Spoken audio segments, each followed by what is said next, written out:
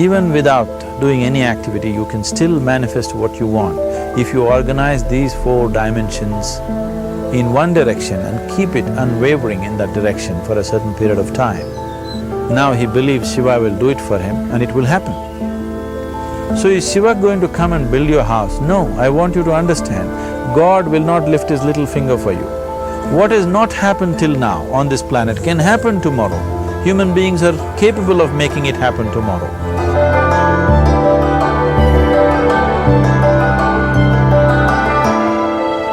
Everything we as human beings have created on this planet was essentially first created in our minds.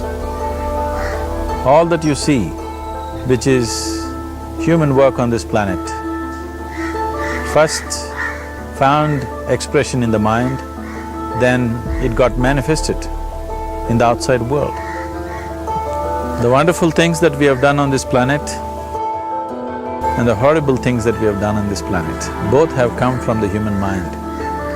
So if we are concerned as to what we create in this world, it's extremely important that first of all we learn to create the right things in our mind, how we keep our minds. If we do not have the power to keep our minds the way we want it, what we create in the world is also going to be very accidental and haphazard. So learning to create our minds the way we want is the basis of creating the world the way we want. There is a wonderful story in the yogic lore. On a certain day, a man took a walk. He went for a long walk. Accidentally, unawares, he walked into paradise. Fortunate, isn't he? He just took a walk and he landed up in paradise. After this long walk, he felt little tired. So he thought, oh, I'm tired, I wish I could rest somewhere. He looked around, there was a nice tree, underneath which there was very cushiony grass. So it was inviting. He went and put his head down there and slept. After a few hours he woke up, well rested, and he thought, oh, I'm well rested, but I'm feeling hungry, I wish I had something to eat. And he thought about all the nice things that he ever wanted to eat in his life. And instantly, all those things appeared in front of him. You need to understand, there the service is like that. Hungry people don't ask questions. Food came and he ate. Stomach became full. Then he thought, oh, my stomach is full, I wish I had something to drink. All the nice things that he ever wanted to drink, he thought about it and all of them just appeared in front of him. Drinking people also don't ask questions, so he drank.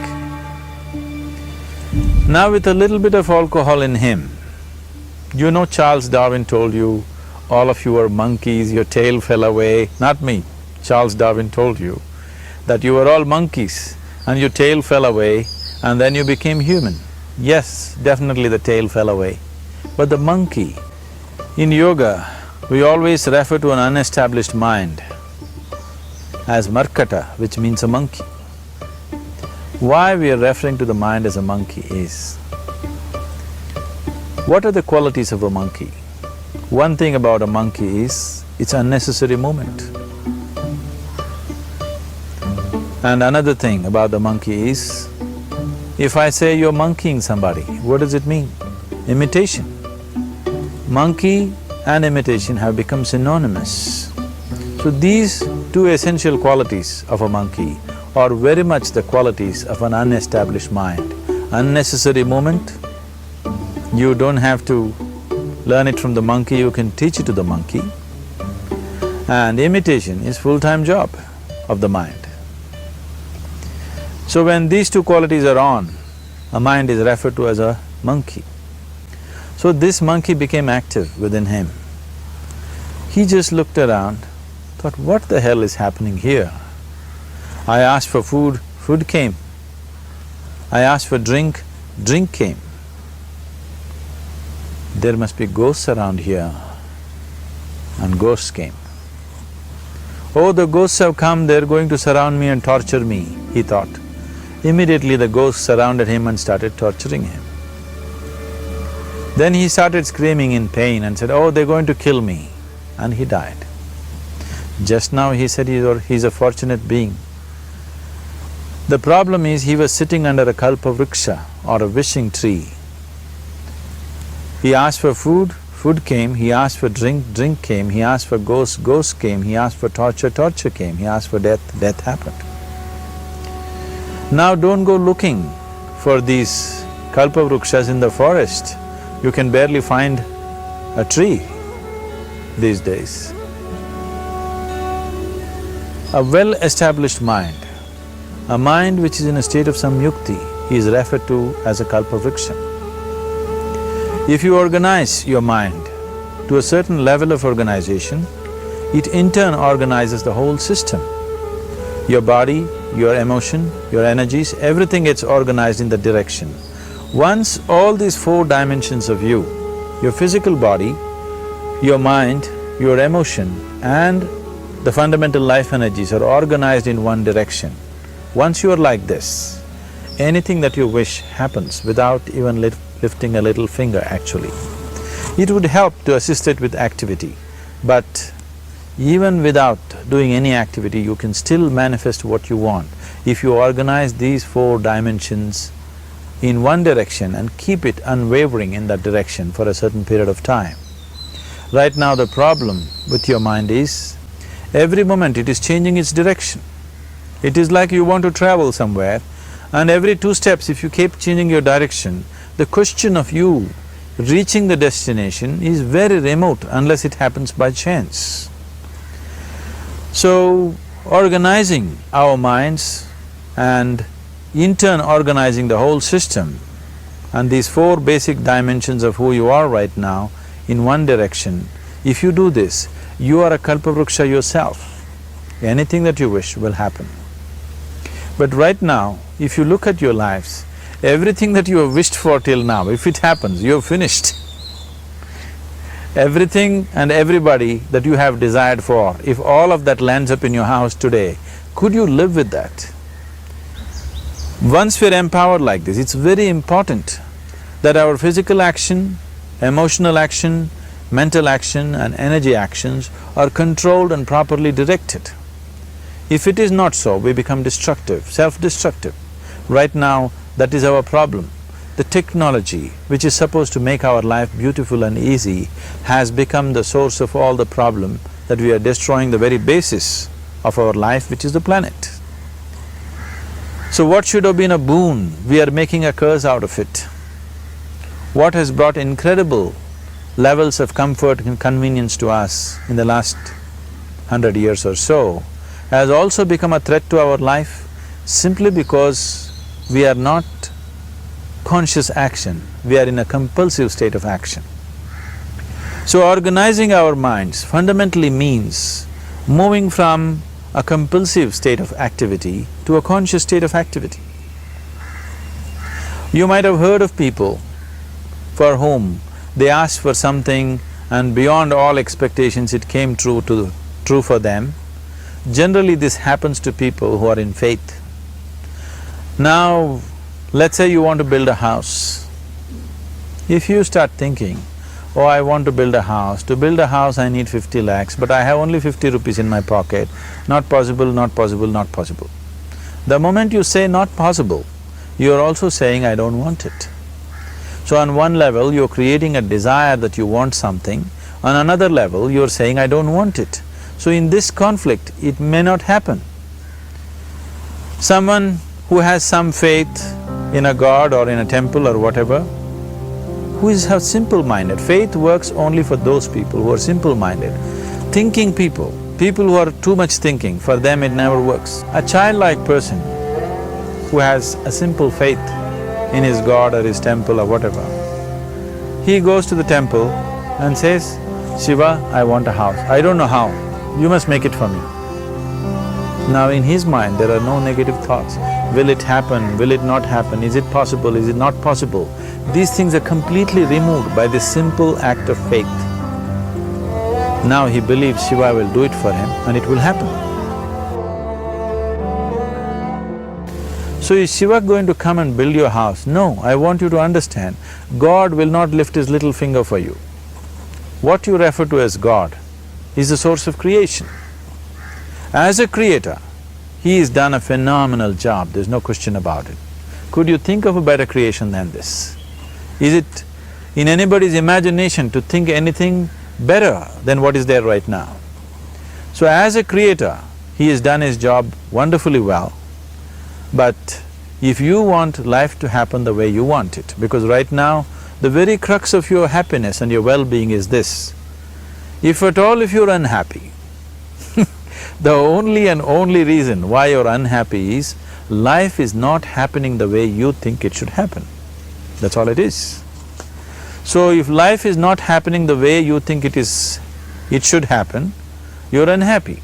If life happens the way you think it should happen, you are happy. It's as simple as that. So if life has to happen the way you think it should happen, first of all, how you think, with how much focus you think, how much stability is there in your thought, and how much reverberance is there in the thought process will determine whether your thought will become a reality or is it just an empty thought.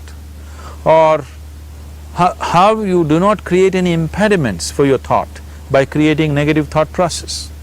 This possible is something possible or not possible, is destroying humanity. What is possible and not possible is not your business, it's nature's business. Your business is just to strive for what you want. Right now you're sitting here, if I ask you two simple questions, I want you to just look at this and answer this. Right now from where you're sitting, can you just fly off? You say no. Right now from where you're sitting, can you get up and walk? You'll say yes. What is the basis of this? Why you say no to flying and yes to walking? Because past experience of life, many times you've gotten up and walked, never did you fly off. Or in other words, you're using the past experience of life as a basis for deciding whether something is possible or not possible. Or in other words, you have decided that what has not happened till now cannot happen in your life in future. This is a disgrace to humanity and the human spirit. What has not happened till now on this planet can happen tomorrow. Human beings are capable of making it happen tomorrow. So what is possible and what is not possible is not your business. That is nature's business. Nature will decide that.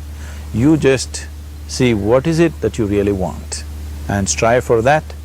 And if your thought is created in a powerful way, without any negativity, without any negative thoughts bringing down the intensity of the thought process, the first and foremost thing is you must be clear what is it that you really want. If you do not know what you want, the question of creating it doesn't arise.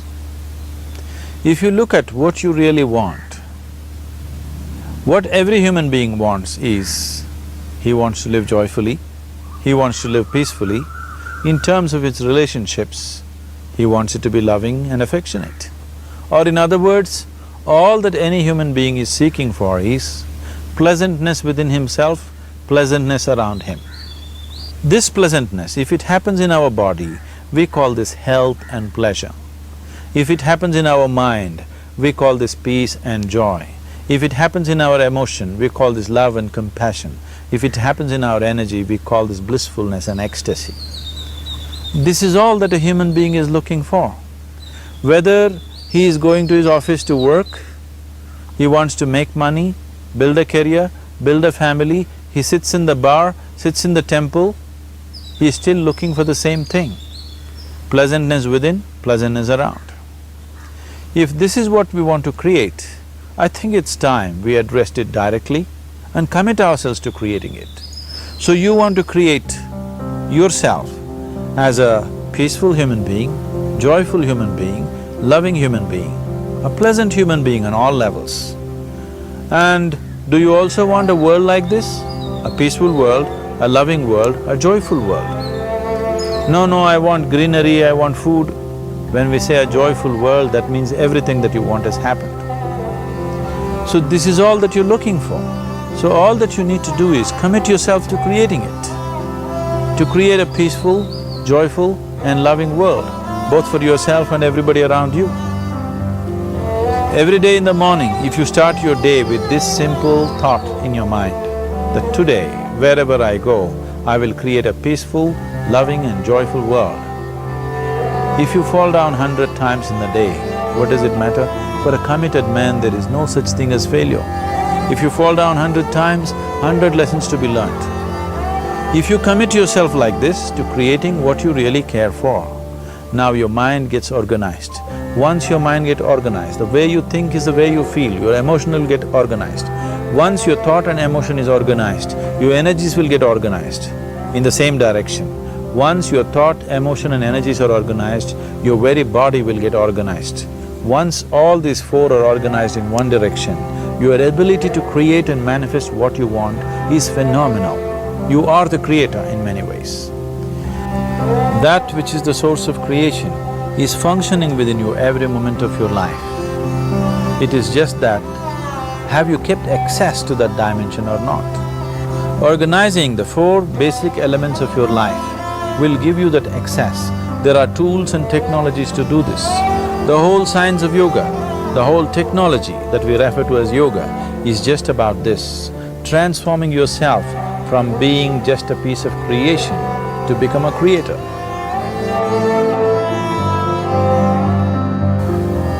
It is my wish and my blessing that every human being in this world should have this access to the source of creation within himself so that he can function here as a creator, not just as a piece of creation.